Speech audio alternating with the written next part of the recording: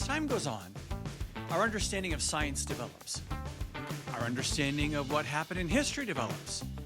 And our understanding of medicine develops. But how does our understanding of God develop? Did Jesus just give us everything we need? Or was he limited by his time and place and we need to go beyond what he taught? That's a scary thought. But we're going to tackle this head on today. Welcome to episode 21 of All Roads Lead to Rome. I'm Dr. Bickford, and in this episode we're going to talk about how Catholic doctrine develops over time. And do you want to know how this podcast develops over time? It's by you doing the very arduous work of remembering to hit the follow or subscribe button on your podcast player or on YouTube if you're watching it. Also, please tell your Catholic curious friends about us. They need this more than they know. My producer is expecting me to attract more supporters, so let's get going, all right? All right. Today's subject is on the issue of how does Christian doctrine change over time? And it focuses on the work of St. John Henry Newman. He lived from 1801 to 1890, so not very long ago in the terms of Christian history. He was born in London to a fairly wealthy family, and he had a profound religious experience at age 15 that set him on the path of his life. He went to Trinity College at Oxford University and then became a fellow at Oriel College in 1822. He was ordained an Anglican priest in 1825 and served as vicar of St. Mary's Church in Oxford from 1828 to 1843. He never married and had no children. While at St. Mary's, he became a leader in what was first known as the Tractarian movement and later became known as the Oxford movement. To understand this and him, you need to know a little bit about Anglicanism. Anglicanism, or the Church of England, was created by King Henry VIII. He and the country had been loyal to the Catholic Church, but he wanted a divorce from his wife, Catherine of Aragon, and the Pope refused to grant it. There was a lot of nasty international politics involved that are not worth going into in this episode.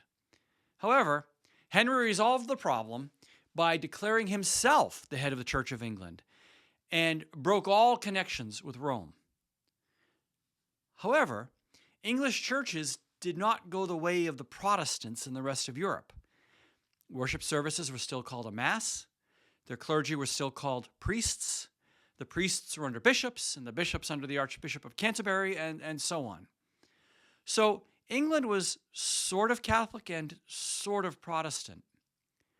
Newman is credited, actually, with coming up with a term for this that's still used by Anglicans today. They refer to themselves as the via media, which is Latin for the middle path, because they see themselves as the middle path between Protestants on one side and Catholics on the other. If you have no experience with Anglicanism, this may seem confusing, and that's because it is confusing. To Catholics, Anglicans are Protestant. To Protestants, an Anglican Mass looks suspiciously like a Catholic one. However, despite all this, the Tractarians felt that the Church had lost too much of its Catholic roots, and Newman and the others began writing tracts or short essays on why the Church needed to become more Catholic in its liturgy and theology, and they actually developed a significant following. So these Tractarians eventually became known as the Oxford movement because most of it took place around Oxford University. And to muddy the waters further, they are now mostly called today Anglo-Catholics. And an Anglo-Catholic Mass is very elaborate and formal. And you will find these super formal Anglo-Catholic parishes within Anglican dioceses all over the world. By 1839, as Newman read and researched the early church and its practices to try to get at what Anglicanism should really be, he came to the discovery that if you really wanted to get Anglicanism to that place, the only way to do so was to become Roman Catholic. he realized that trying to make the Anglican Church more Catholic wasn't going to solve the problem. Anglicans needed to become Roman Catholics. This created an enormous crisis for him. And this crisis went through his followers and is still very much a problem within Anglicanism today. In fact, today when Anglicans become Roman Catholic, it's referred to as swimming the Tiber being the river in Rome. So when you swim the Tiber, you've left Anglicanism behind and have finished your journey to the Roman Catholic Church. And it's been there ever since his time. In fact, it's become a common enough occurrence that Pope St. John Paul II in the 1990s created a provision to allow former Anglican clergy that were married to become Roman Catholic priests. And there are a number of married Roman Catholic priests today. Pope Benedict XVI went a step further, and he created something called the Ordinariate, which allows entire parishes to become Roman Catholic, but to keep their mostly Anglican Mass. So, Newman's crisis really got going in 1839, and then finally in October 1845, he swam the Tiber and was received into the Catholic Church. 2 years later, in 1847, he was ordained a Catholic priest. In 1879, Pope Leo XIII made him a cardinal. And his life as a Catholic was a bit of a struggle. He was seen as something of a traitor among Anglicans and viewed with some suspicion by Catholics. My own spiritual journey has taken me on a similar path from Anglicanism to Catholicism, and in many ways it too has been a very challenging and at times a painful journey. Once Catholic, Newman helped establish the Catholic University of Ireland, now known as University College Dublin. He later founded the Birmingham Oratory and was involved in Catholic secondary education. His most important work was his writings, and we're going to focus on one of those today. And as I said, he was made a cardinal in 1879 and died in 1890. He was canonized a saint by Pope Francis in 2019 and declared to be the 38th Doctor of the Church on November 1st, 2025 by Pope Leo XIV. Being a Doctor of the Church is a very big deal. There are only 38 of these in the entire history of the Church. They get this title because they are considered to have made the greatest contributions to faith and theology, and all Catholics are encouraged to read their writings.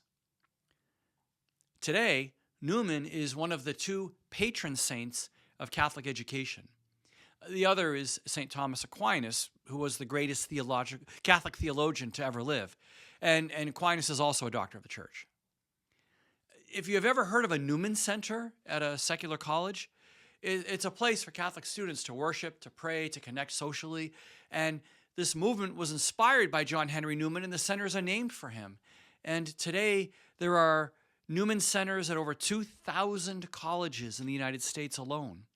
They also exist in England, Canada, Australia, and New Zealand. So hopefully this shows you why it is worth knowing him, but you should now be wondering why he is so important.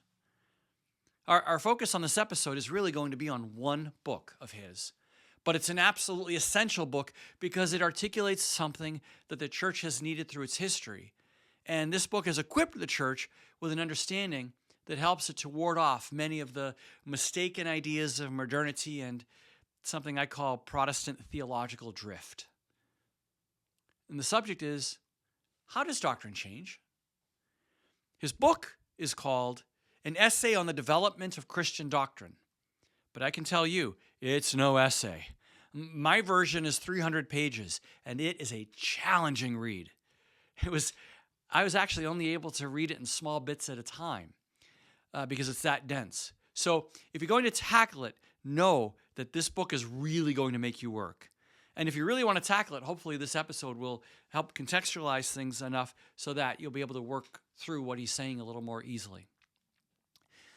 In his struggle with what the church should believe, he needed to understand how doctrines develop, like doctrines like papal infallibility and Marian devotion, how these things become part of the church and how we can prove they are valid doctrines.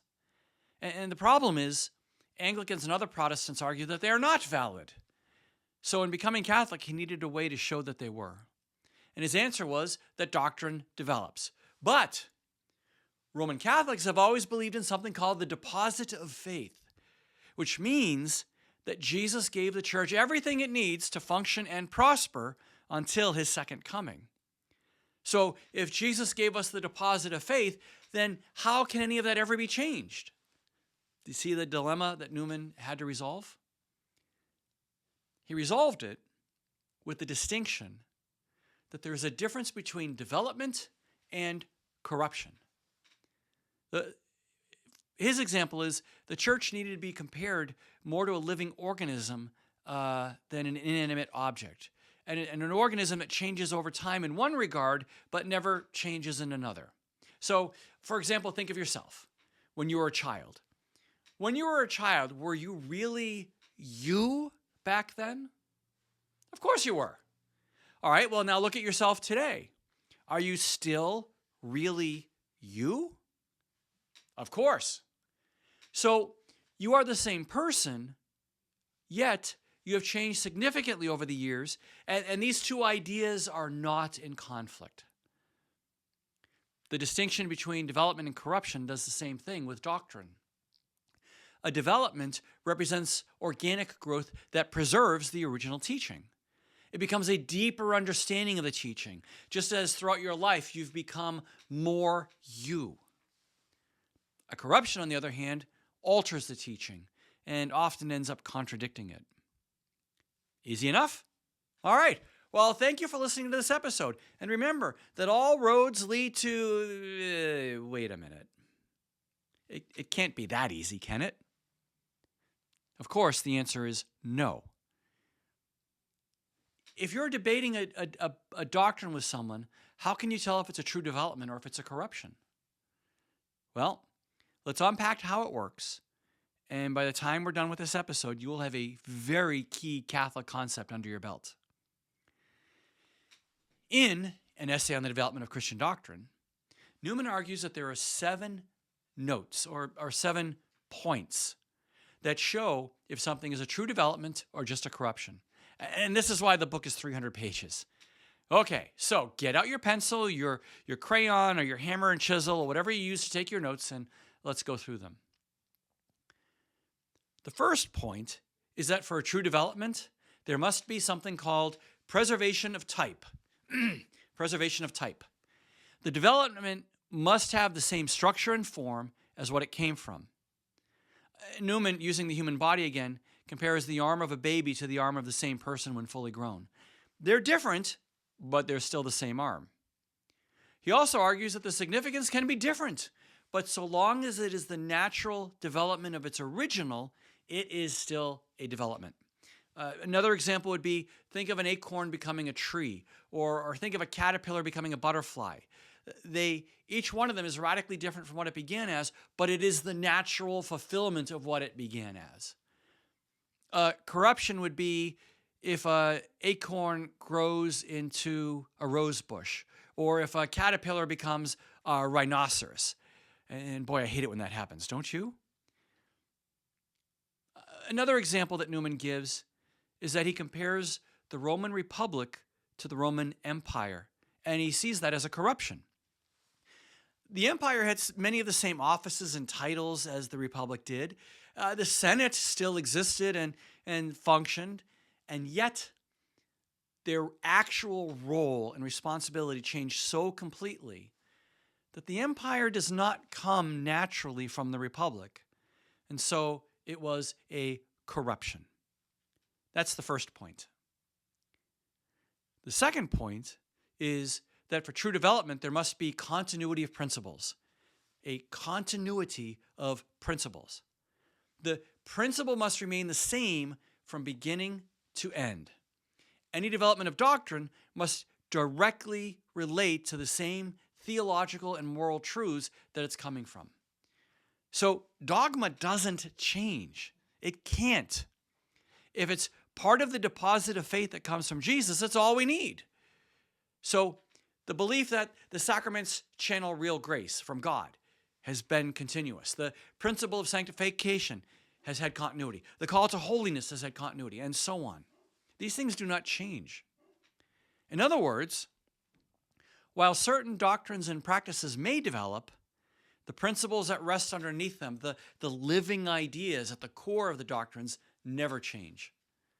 For example, while Christians have always believed in only one God, there was also a belief from the beginning about the divinity of Jesus.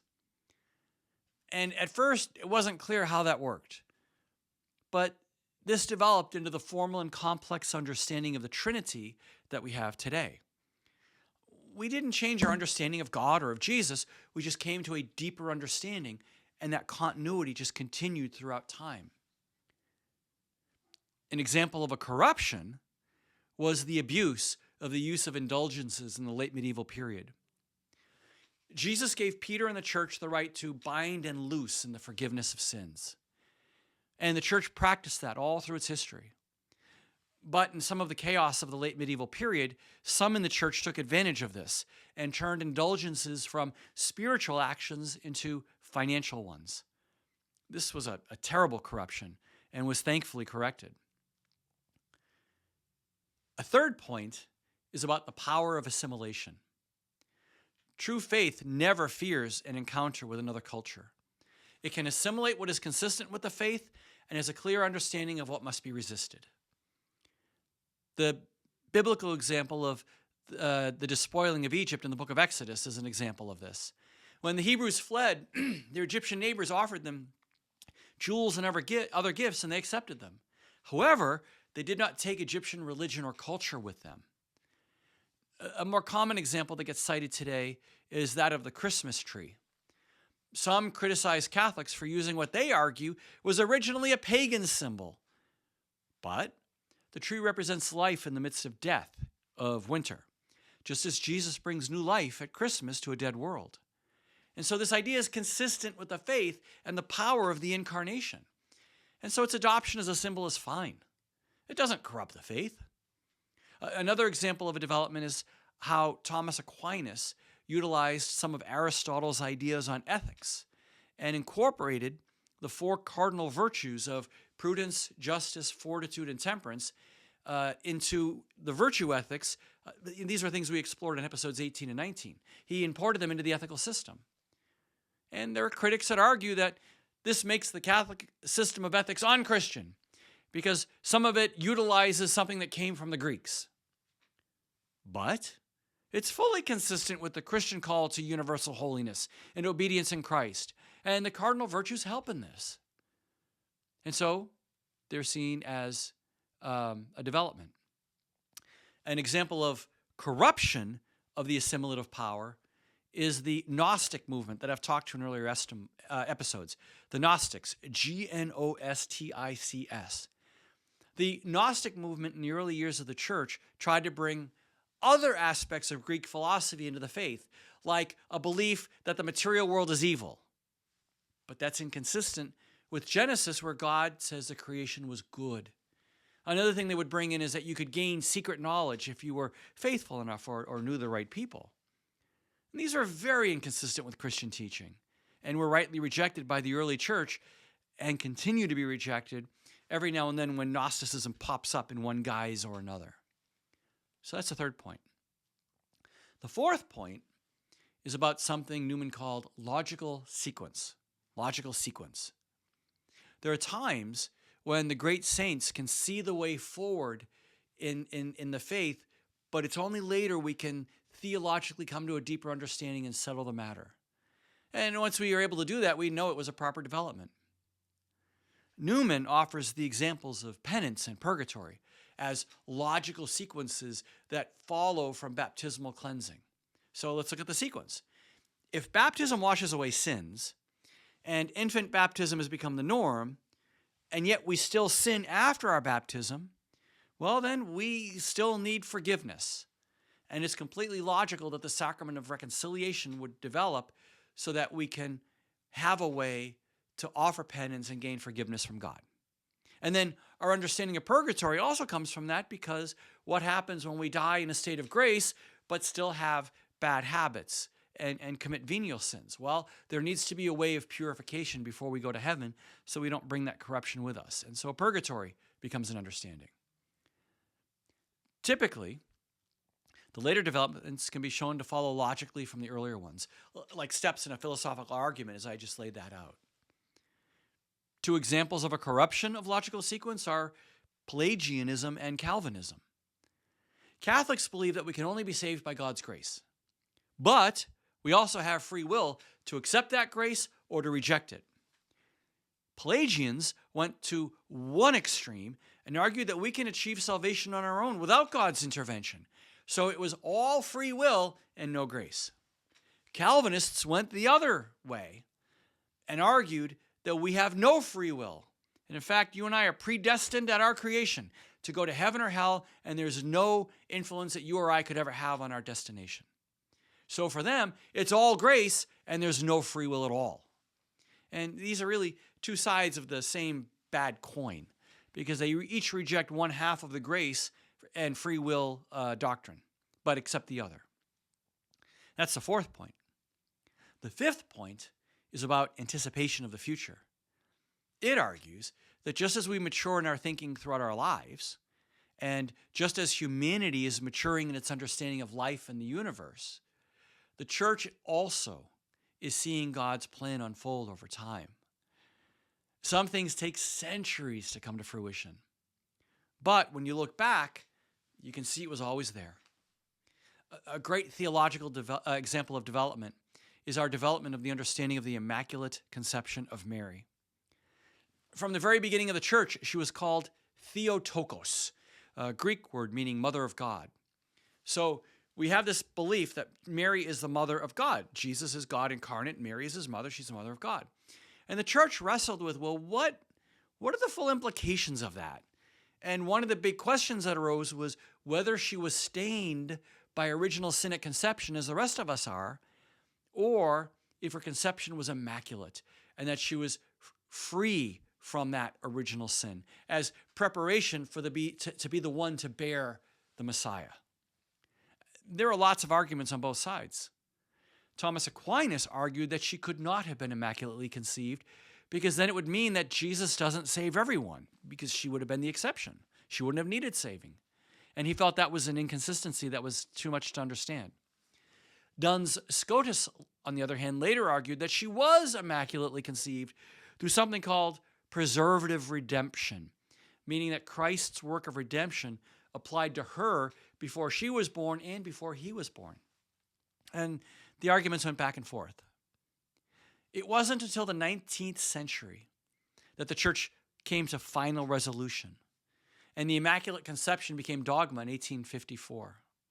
And so Aquinas' position on the matter is the often noted one example, or one of very few examples of where he got it wrong. Another example of this is one where I tend to look at it at work in my own life, and you may very well relate to this. There are times where I've felt abandoned by God, or actually thrown away by God. Times I've been totally baffled by God. And yet when I look back, I can see God's hand has always been at work in a very deliberate manner throughout my life.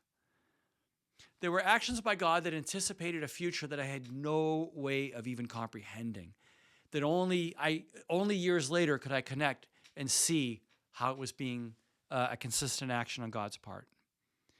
And so now I've been through enough where when I see something that makes no sense, I just trust, all right, God is doing something. At some point, it'll make sense.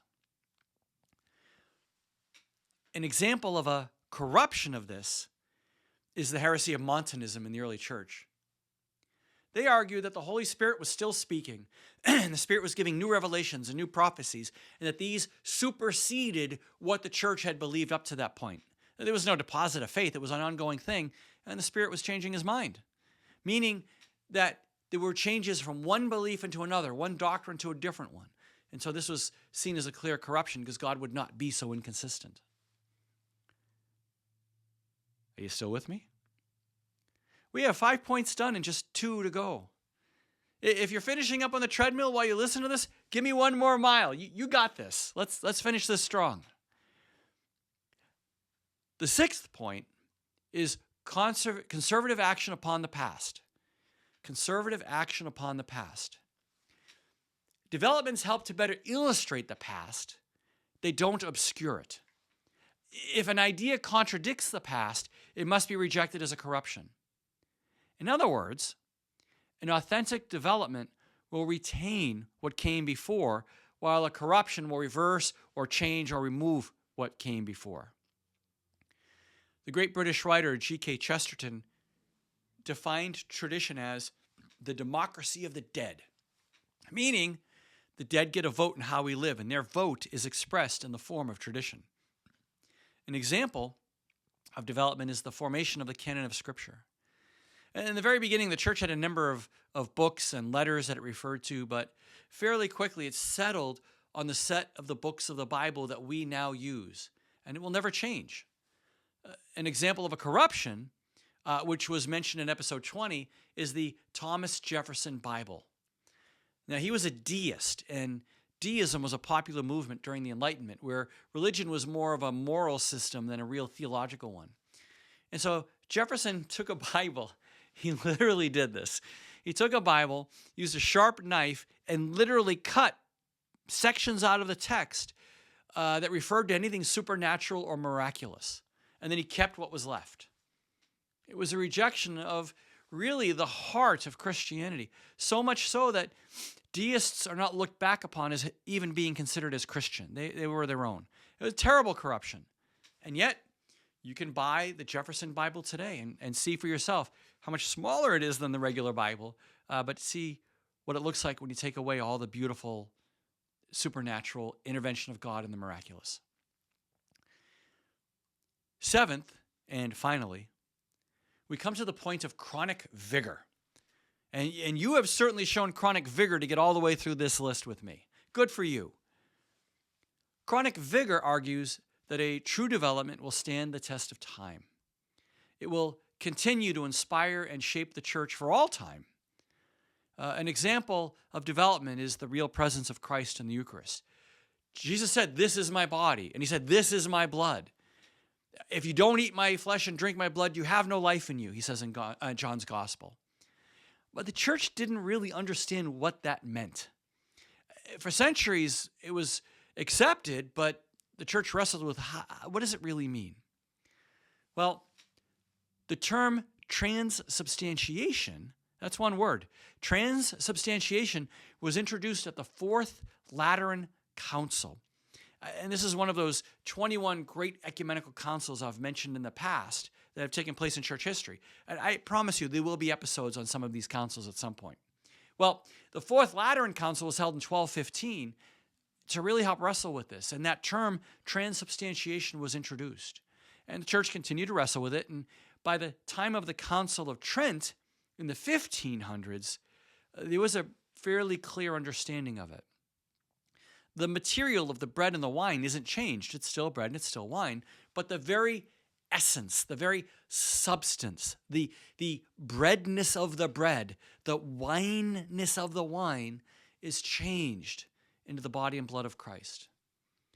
And so the substance is transformed, and the term transubstantiation is used to describe it. And this was the subject of episode 10, if you want to go back and listen to that. That's an example of a development. An example of a corruption of this understanding was the Jansenist movement in the early 17th century. They emphasized predestination is no free will. You're going to heaven or hell, and you have no say in the matter. They emphasized a lot about human depravity and the call to a rigorous moral system. They didn't believe there was much forgiveness, so you had one shot to get it right, and if you didn't get it right, too bad for you. And this came from a corruption of what Augustine had been teaching in the late 300s and 400s AD. And it eliminated grace, it eliminated forgiveness of God, it eliminated free will. And it grew popular for a bit because it was seen as so rigorous, but it faded into history. By the way, have you noticed that a number of the corruptions I have described are things you may have never heard of? This is what happens to corruptions. They are rejected by the church and tend to fade away into obscurity. Or as I like to put it, all heresy dies out. It has no life of its own, and it's doomed. Well, these are the 7 points of the development of doctrine as described by John Henry Newman. They are preservation of type, continuity of principles, power of assimilation, logical sequence, anticipation of the future, conservative action upon the past, and finally, chronic vigor. The church has adopted this model, and it now plays an important role in our thinking when we work on theological debates and issues. Today's episode may come across as a very technical and dense one. And so why does it matter in a podcast like this where we're really just focusing on the basics? It's important because of a lot of the arguments that take place today.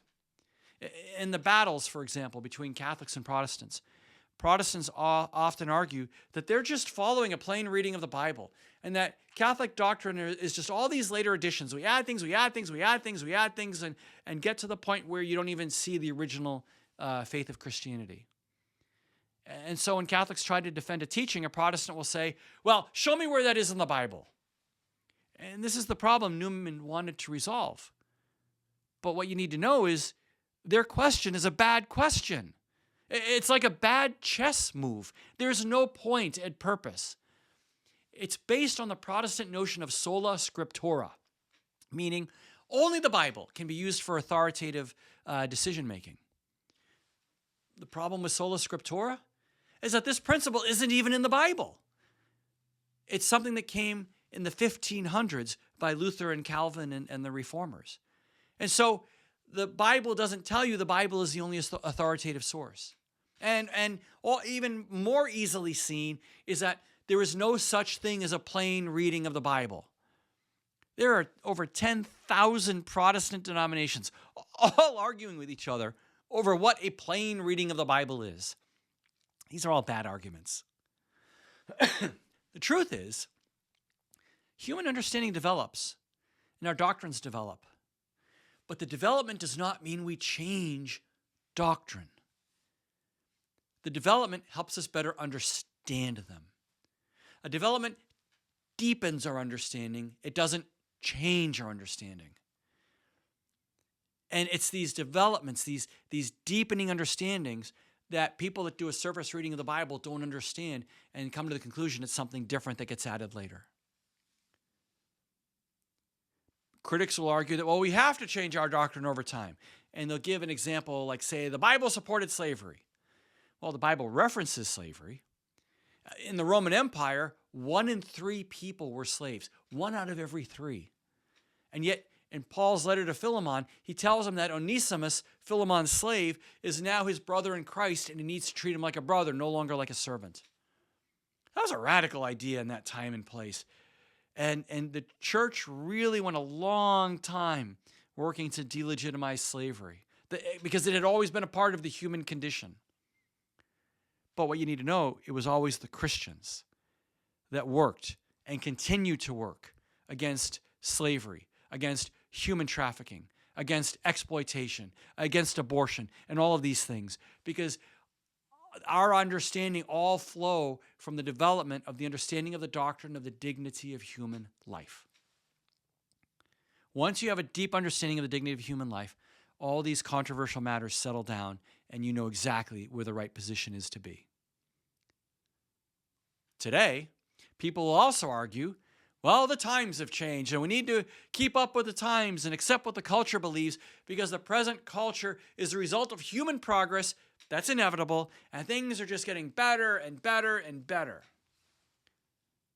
But I look at postmodernism and see a culture that is in total free fall and collapse. Depression and anxiety are epidemic. Over 20% of the adult American population is now on prescription medication to help them as they go through their terrible struggles with depression and addiction. The internet has put the whole world at our fingertips. You can hold your phone and find out anything that humanity knows or understands. And yet, people are more lonely and isolated and feel abandoned than we have ever seen in human history. Suicide is the second leading cause of death among teenagers. Drug use is at an all-time high. You look at charts of life expectancy and how they always go up. With the advances in medicine, life expectancy gets better and better. Over the last 10 years, in the United States, life expectancy has been going down. The effect of drug abuse and overdose deaths is so bad that it's actually lowering average life expectancy. And I have no doubt that Europe and Australia are in the same boat. And we're seeing the collapse of churches and entire denominations that have embraced postmodernism because all they can do is affirm the chaos. They cannot offer any solution to help people get free of it. And who wants to be a part of that? Instead, we need to be grounded. And Jesus not only has the answer, he is the answer. But we need to hear what he calls us to and not risk trying to decide it for ourselves and then try to put that in his mouth. We need a clear understanding of what's true so that our muddled thinking doesn't try to corrupt it. And that's why we rely on the democracy of the dead. We learn from those who came before us. We learn from the collective wisdom of the church. We learn from this deepening understanding of our beliefs that have been taking place through the entire history of the church. G.K. Chesterton, the democracy of the dead guy, in chapter 3 of his book, St. Thomas Aquinas characterized the development of doctrine this way. Quote, "When we say that a puppy develops into a dog, we do not mean that it develops into a cat. When we say a boy develops into a man, we do not mean that he develops into a woman. When we say that the faith develops, we do not mean that it develops into a different faith. We mean that it develops into itself." End quote. So, does all of this make more sense now? Good. It's very, very important. And so, my friends, what will be on the test for today? Jesus gave us the deposit of faith. It's everything the church needs to evangelize and serve the world until his return. We do not need new doctrines, and doctrines do not change to fit the times. However, as human knowledge and understanding progress, we gain a deeper understanding and a more thorough understanding of this deposit of faith. It's not new, it's deeper. God has designed us to be inquisitive and to learn. And this deepening can help us in our faith, in our devotion, in our engagement with the world. Newman provides a tremendous framework in an essay on the development of Christian doctrine to help us know what is a legitimate development in that understanding and what is a corruption of that understanding. And this understanding did much to help Newman in his journey to the Catholic Church, and it did much to help me in mine. In his introduction to the book, he had a line that's become a quite famous quote since then. And the line is, quote, "To be deep in history is to cease to be Protestant," end quote. And this happens to a lot of people who read his work. They come to a discovery that the church has not changed the faith, but the church has continued to grow deeper and deeper into the faith. And they, like me, and hopefully like you, truly see that there is no other destination, but that all roads lead to Rome.